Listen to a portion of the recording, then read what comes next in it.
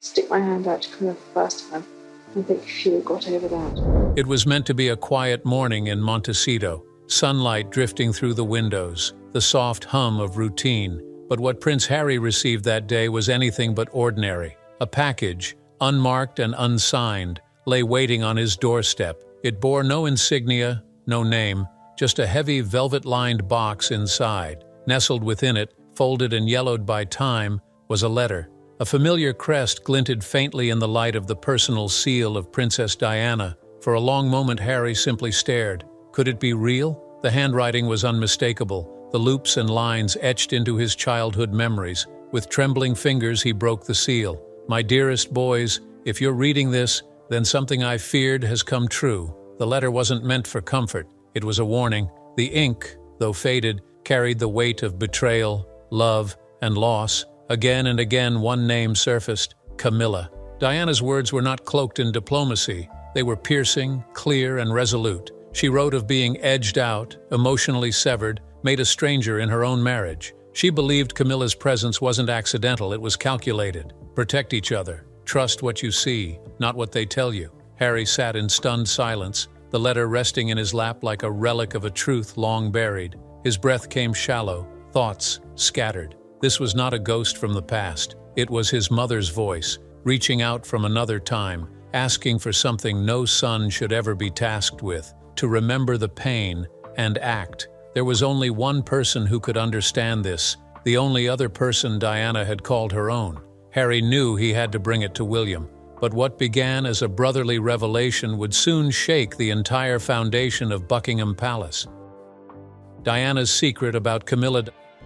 Diana did not mince words. Camilla wasn't just the other woman in a well-documented royal triangle. She was, in Diana's eyes, the architect behind a subtle yet enduring shadow within the palace. "She is not your enemy," Diana wrote, "but she is not your ally either." She described Camilla not as a figurehead, but as a presence, a whisper behind decisions, a strategist behind smiles. Diana recalled the slow death of her marriage, not through explosive rows but through absence. The silence at breakfast, the cold in Charles' gaze, and the unspoken presence of someone always else. Camilla's influence, Diana claimed, extended beyond Charles. She shaped perceptions, narratives, even the loyalty of household staff. Diana had no proof, only patterns, shifts in scheduling, changes in statements, the eerie timing of press leaks. And the media? They amplified her sorrow while dismissing its cause. She was labeled emotional,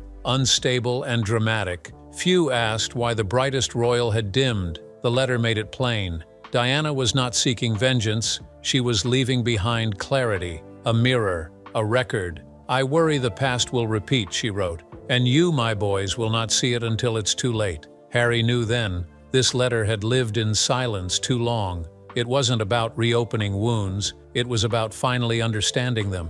And so, with his heart pounding, he arranged a private meeting with the one person who would feel the letter as deeply as he did. The brothers and the letter. They met far from the flashing lenses and royal expectations on neutral ground, a countryside estate tucked in quiet English woods. No staff, no ceremony, just two brothers, years apart in distance and pain, reunited by the ghost of their mother. Harry handed William the letter without a word. William turned it over, saw the seal, and went still. For minutes neither moved. The only sound was the quiet rustle as William unfolded the pages. His eyes scanned slowly, then again. He said nothing, but his knuckles turned white where he gripped the paper. Eventually he spoke. "I wasn't ready for this." The hours that followed blurred time. They talked, they cried, they disagreed, but for the first time in years, they spoke not as heirs or outcasts, but as sons. Sons reckoning with the sorrow of the past and the weight of truths long denied. Diana's words had pulled them into an uncomfortable but necessary reckoning. "She wrote this for us," Harry said, "not to divide us, to wake us up." William nodded. The silence stretched, but it was no longer a silence of resentment. It was something more sacred, but someone else had been listening. Camilla learns the truth. Word traveled quickly within palace walls, quieter than gossip, heavier than rumor. A senior aide, loyal to the crown, had overheard enough to piece the outline together. Hours later, Queen Camilla was informed. She received the news in her private sitting room. The aide spoke gently, carefully. "There's something you should know. A letter. From Princess Diana. It names you." Camilla stood perfectly still. Her voice, when it came, was barely above a whisper. "Can I see it?" The aide hesitated. "It's in William's possession. He's not ready to share it." Something shifted behind her eyes. Not anger, not indignation, just sorrow. She walked to the window and remained there for a long time. Then the tears came.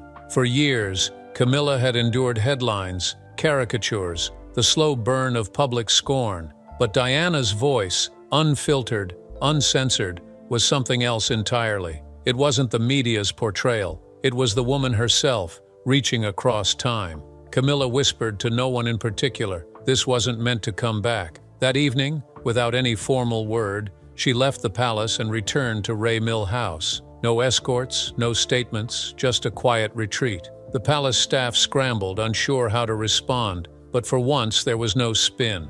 And even as Camilla withdrew, something unexpected was happening. The letter, meant to divide, was bringing healing. A reunion forged in grief.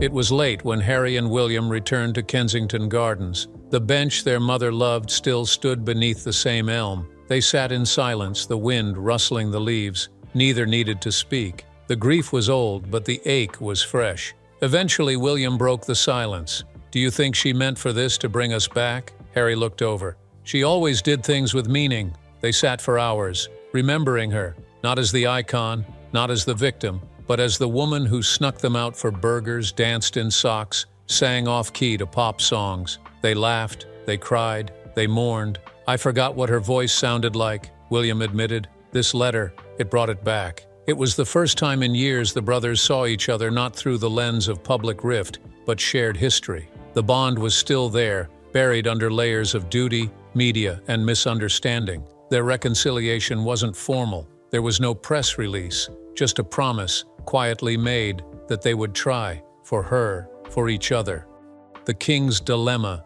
But just as one fracture began to mend, another loomed. At the heart of it stood King Charles. He had always walked a delicate line, husband to Camilla, once lover, former spouse to Diana, always compared. And now, faced with the raw truth of his late wife's private words, he stood at a crossroads. The palace remained tight-lipped, but insiders say Charles was shaken.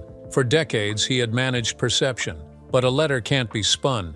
It lives in its own truth. And now, he had to choose. Stand by the woman who endured years to be beside him, or publicly acknowledge the pain she may have helped cause. Camilla was devastated, and the silence from Charles was deafening. He reportedly spent long hours alone after learning of the letter. One aide described it simply: he was haunted. What comes next remains uncertain. Will the monarchy address the letter publicly, or will it return to the shadows, locked away like so many truths before it? But one thing is clear: Diana's voice, once silenced, now echoes again, not with vengeance, but with purpose. And in doing so, she may have given her sons the one thing the crown never could: a reason to stand together. In the end, it wasn't the ceremony, nor the speeches, nor the pomp of titles that moved the monarchy forward. It was a mother's letter, fragile, forgotten, and fiercely true. A truth that refused to stay buried, a voice that still shapes the crown. Charles between two worlds.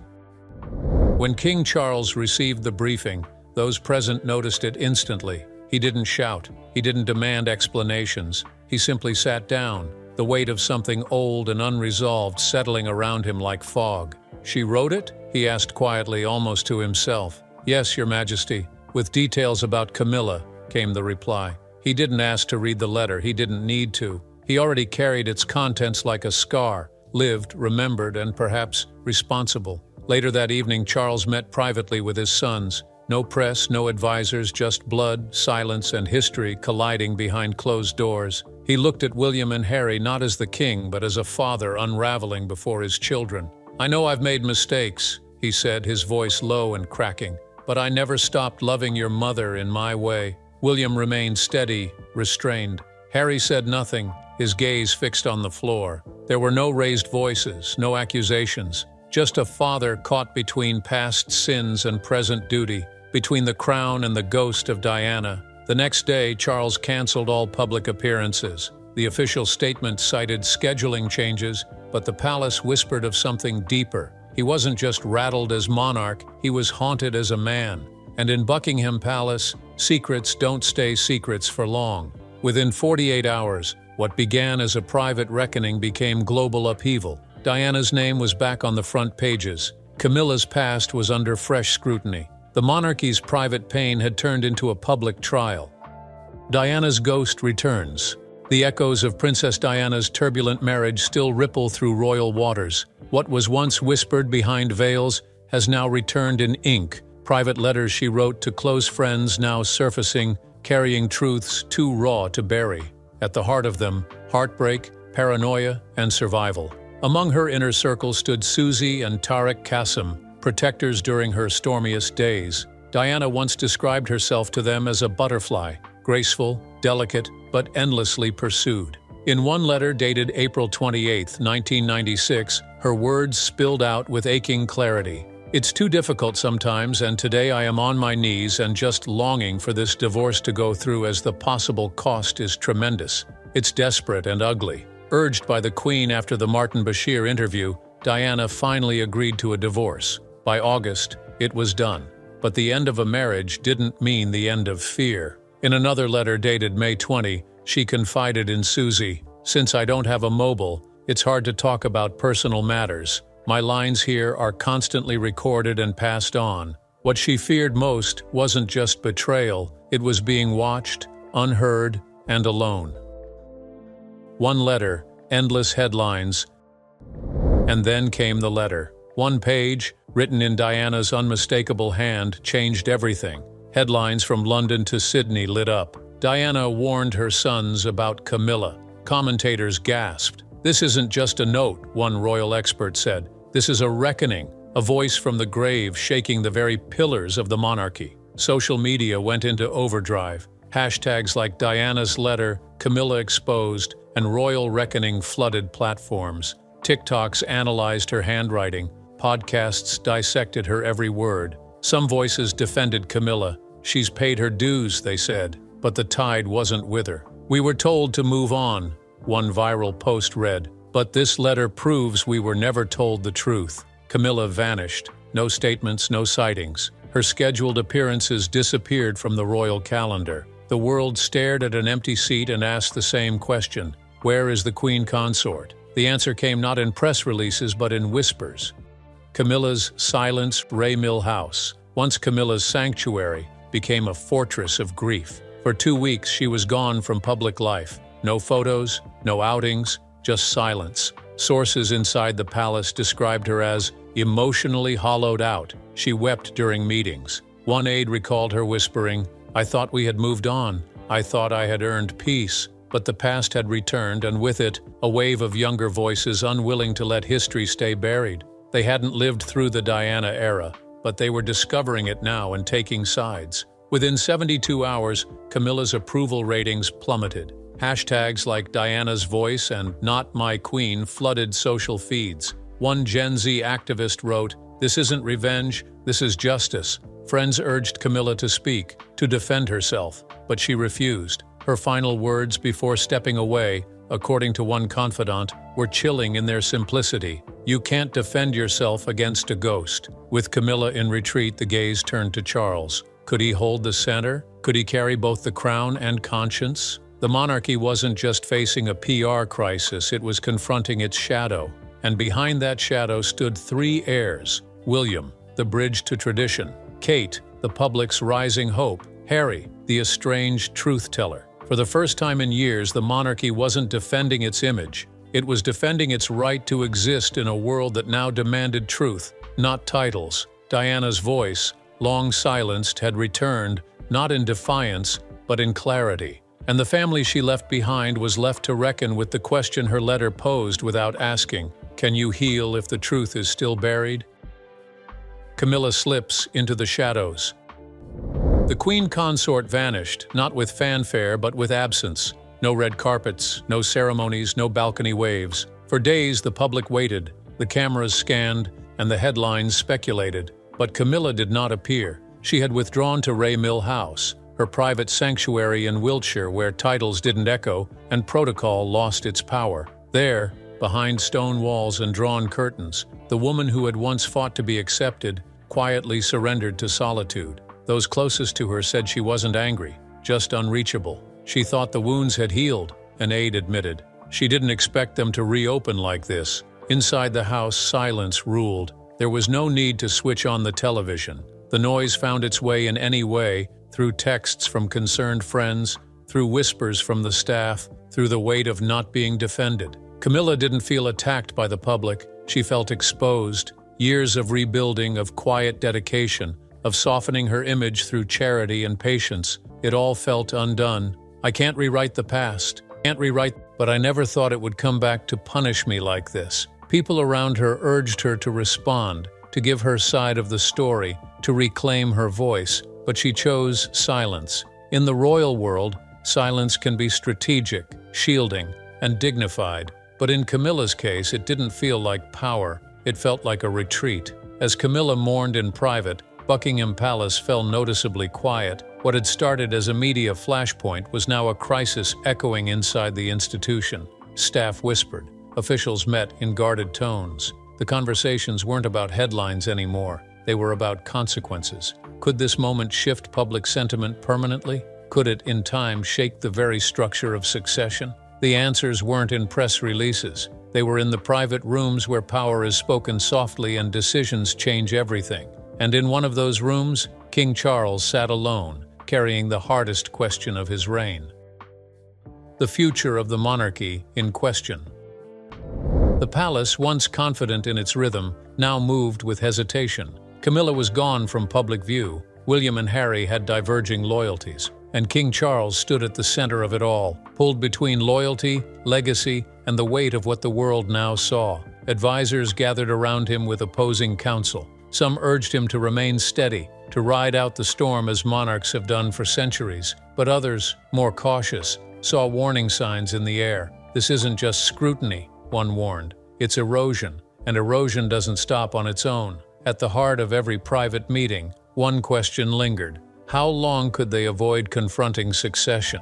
This wasn't about abdication. It was about optics, about influence, about trust. The public was watching not with curiosity, but with judgment. If Camilla remained in hiding, if Diana's legacy continued to rise from the ashes unchecked, the perception could become permanent. Charles might not have to choose between his wife and the crown, but he might have to choose how the crown is seen. And in an institution built on appearances, perception is everything. William and Catherine, by contrast, remained on stable ground. Their approval ratings held firm. Their image, curated but authentic, was trusted. And now with Harry once again linked to his mother in the public's heart, the world began to wonder, was it time for a generational shift? Not in title, perhaps, but in tone. Charles wasn't ready to step back. Not yet. But something had shifted behind palace walls. The whispers were no longer cautious. They were strategic. And while the monarchy remained intact, the people wearing its symbols were under quiet review. The crown is secure, one senior aide confessed, but the faces wearing it may not be. As protocol marched on, something unexpected was stirring beyond the palace gates. Across TikTok, in lecture halls, on podcasts and headlines, a new force emerged, not orchestrated, not approved. It was spontaneous, it was passionate, and it was young. Diana's story wasn't just returning, it was roaring back to life. Diana's story finds new life. More than 2 decades after her death, Diana's voice was louder than ever. All it took was a letter, unburied, unguarded, to reignite the flame. What had once been archived history became something else entirely, a call to attention. For millions who never saw her alive, she wasn't just a memory, she was a discovery. Her interviews resurfaced, clipped into seconds, set to music, reimagined for a digital age. Her speeches echoed in the background of reels and montages. Her sorrow, her courage, her contradictions, they all felt new again. Streaming services reported spikes. Books returned to bestseller lists. In classrooms, her name sparked debate. In kitchens, mothers explained her to daughters as someone who defied a system and paid the price. She was human, one college student said on a podcast, and that's what makes her timeless. The hashtag Diana's voice surged across platforms. What followed wasn't nostalgia. It was revival. Diana wasn't being mourned. She was being claimed. And once again, the world listened. In the midst of that surge, attention shifted once more to her sons, especially Harry, the one who had stepped back, the one who many believed would never speak again. But then quietly, he did.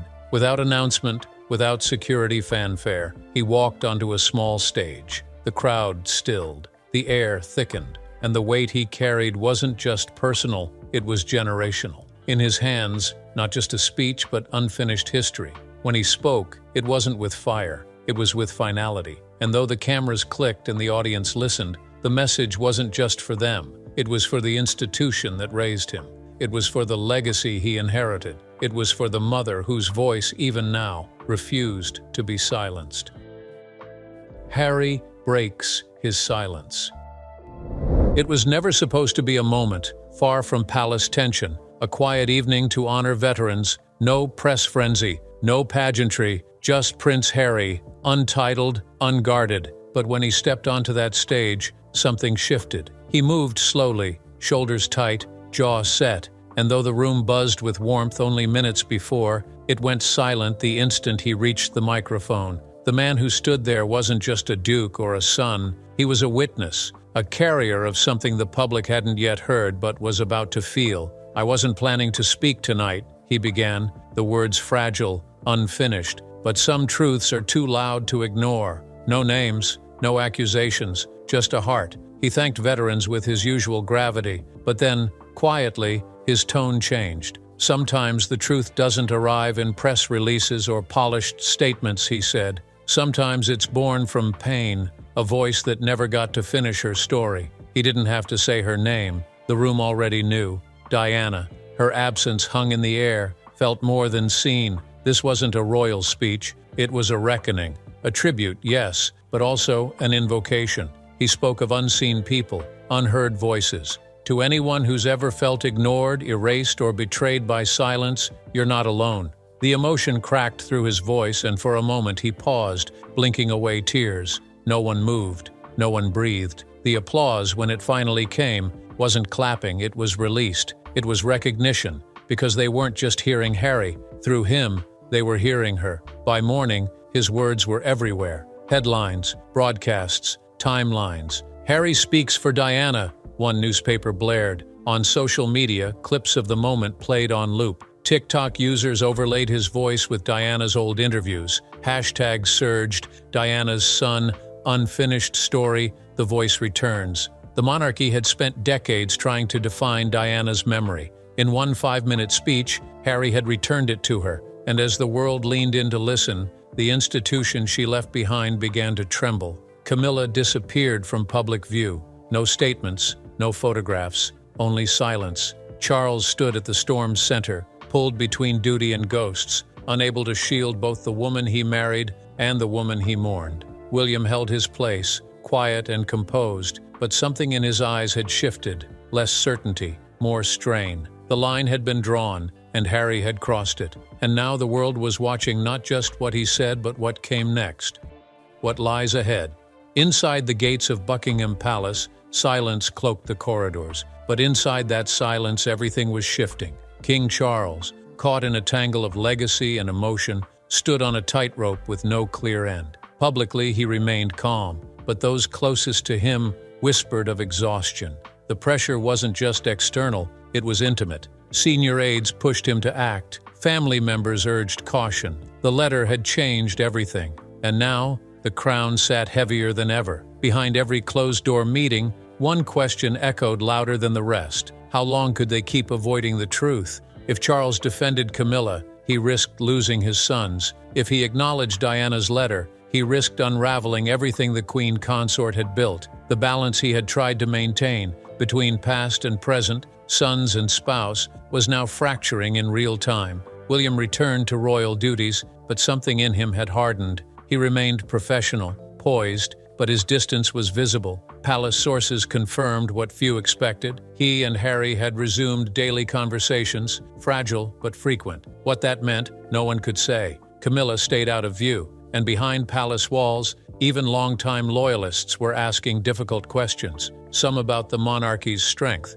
others about its soul. The public was no longer unified. Older generations clung to tradition, defending the royal family with inherited loyalty, but younger voices demanded accountability. Polls showed a noticeable shift, approval ratings down, trust eroding, especially among those under 40. And through all of it, one figure loomed larger than anyone alive: Diana. She wasn't haunting the monarchy, she was holding it to account. One BBC anchor captured the moment best. "This isn't just a letter, it's a mirror, and the question is whether the crown wants to look." No one had the answer, but the stakes had never been clearer. The royal family, once steady in ceremony, was now trembling in its silence. The monarchy may survive, but it would never be the same.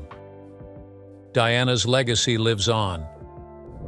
Over 25 years after her death, Diana's voice had found a new frequency, one amplified by memory, emotion, and truth. A collection of 32 private letters, preserved for decades by her close friends Susie and Tariq Qassem, were now set to go to auction.